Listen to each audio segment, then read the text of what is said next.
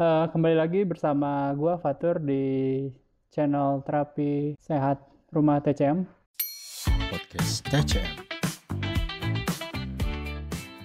Ya, kali ini gua akan bertanya kepada Om Jo selaku praktisi dari pengobatan herbal yang mungkin agak sedikit banyak perdebatan dengan orang-orang yang medis. Nah, untuk kali ini gue akan membahas sebuah tema yang mungkin lu semua cukup familiar ya. Gue akan membahas sebuah tema perihal hipnoterapi. Nah, Om Jo sendiri nih ya, sebagai praktisi herbal ya, yang tradisional Chinese medicine gitu. Hipnoterapi itu kan kadang sama orang-orang medis gitu ya. Seringkali itu diremehkan itu, secara keilmuan gitu. Itu menurut sudut pandang Om Jo itu gimana? Oke, baik Mas Fatur. Selamat datang di channel kami Rumah Terapi TCM untuk yang nonton atau yang baru masuk kepada channel ini. Sebenarnya kami itu tidak pengobatan rumah terapi TCM yang boleh dikatakan sebagai pengobatan komplementer itu bukan saling bersaing dengan dunia medis, tapi saling melengkapi.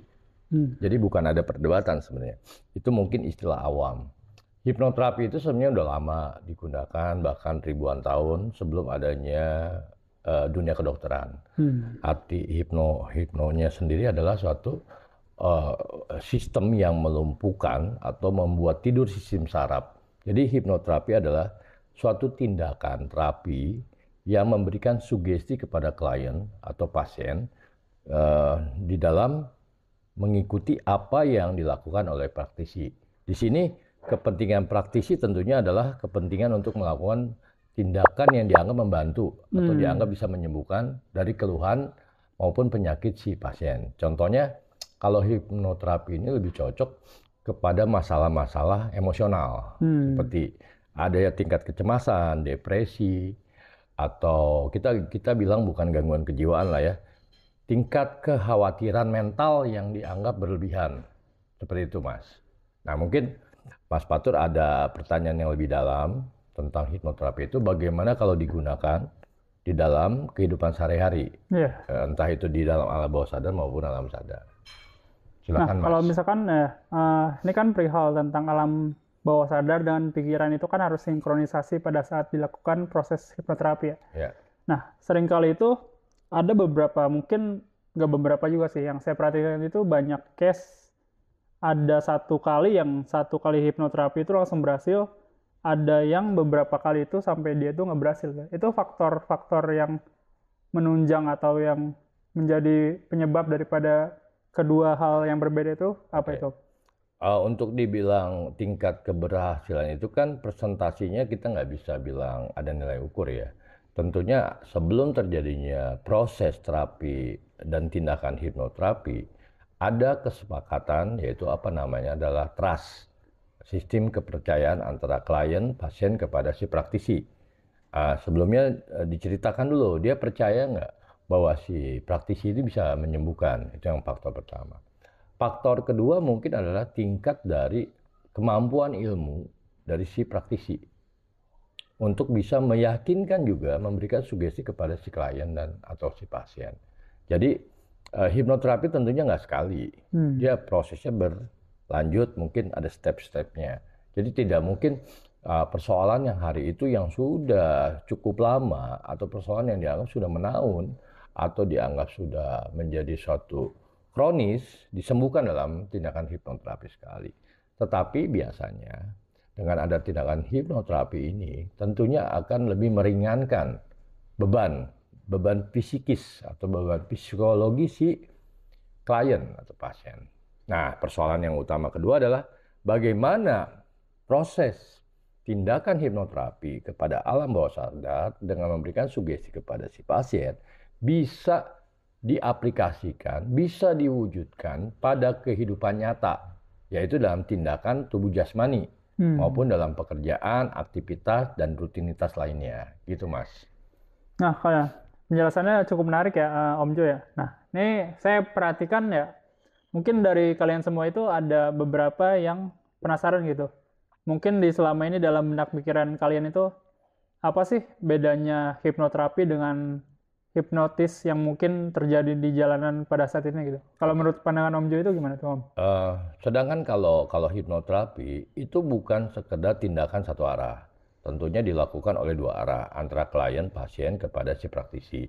Ada kesepakatan di situ. Nah, kalau hipnosis yang bersifatnya tanda kutip dianggap kriminal, itu tindakan yang tidak satu arah, yang tindakan bukan kesepakatan dua arah. Jadi si korban dan pelaku yang melakukan pressure, tekanan kepada si korban. Nah, kenapa korban bisa kena? Nah, itu kan pertanyaannya.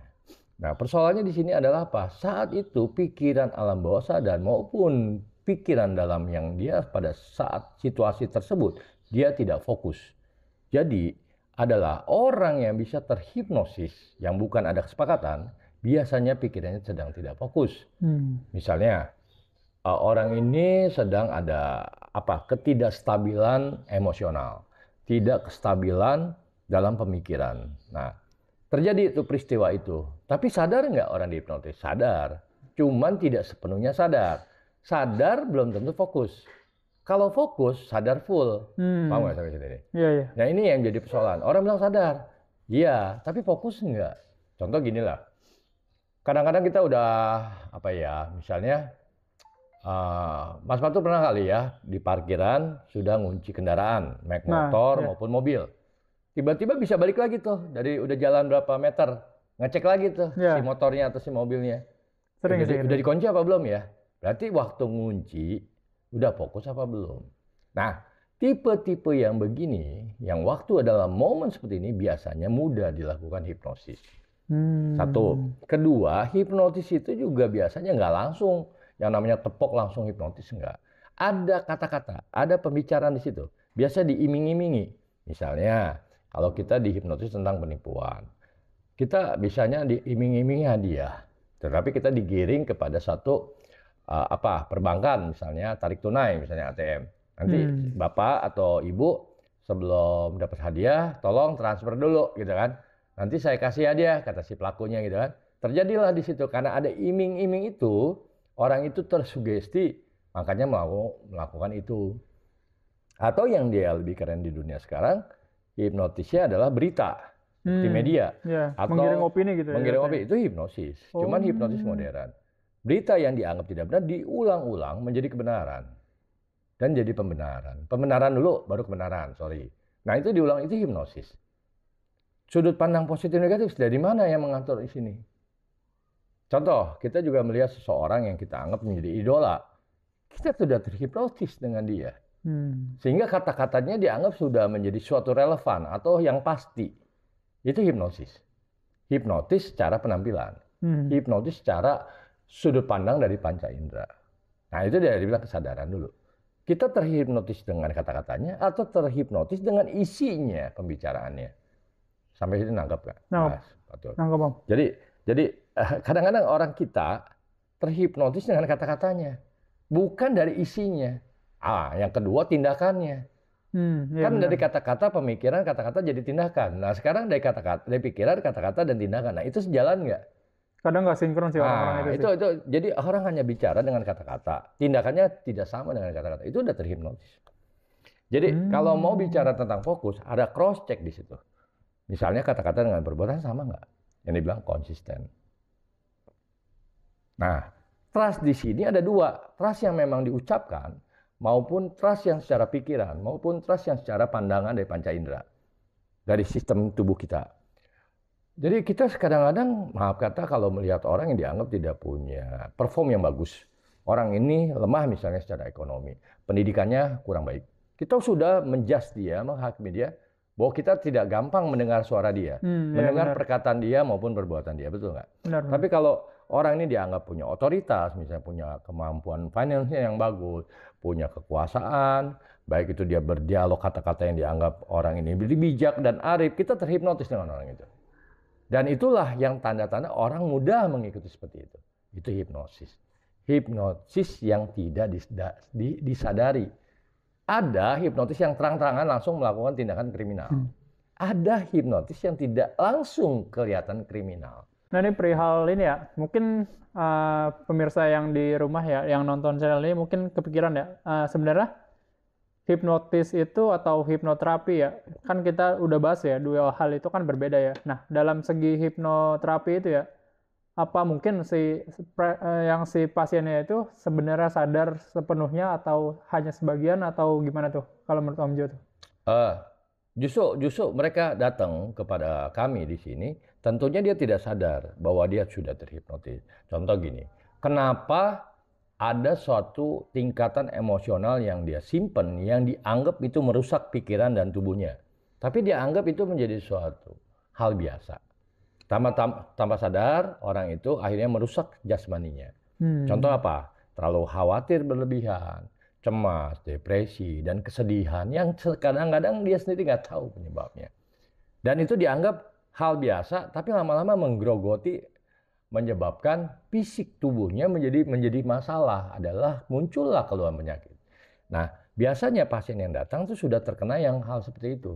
Contoh kalau dia sehat saja, dia anggap dia tidak masalah, misalnya dia kecanduan gadget, yang hal tidak perlu, melihat aplikasi yang tidak perlu, dianggap itu biasa dengan era modern seperti ini.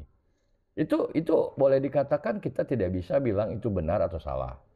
Dunia ini memang manusia juga penuh dengan hal-hal yang terkadang ada kesibukan yang bermanfaat, ada kesibukan yang tidak bermanfaat.